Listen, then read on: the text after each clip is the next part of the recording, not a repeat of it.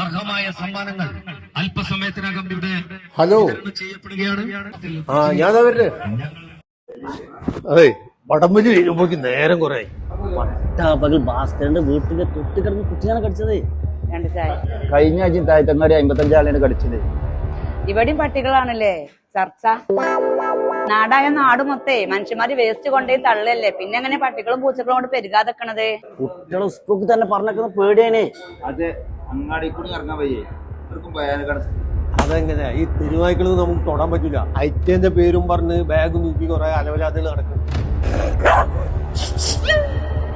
നിങ്ങളൊക്കെ എന്ത് മനുഷ്യന്മാരാണ്?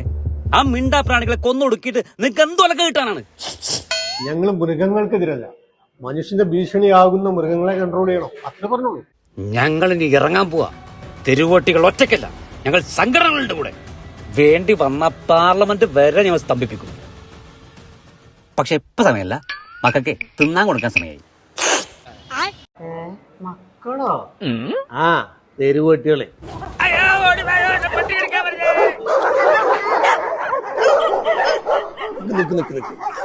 അതുപോലെ തന്തി മക്കളും തമ്മിലുള്ള പ്രശ്നങ്ങൾ പോകാണേ.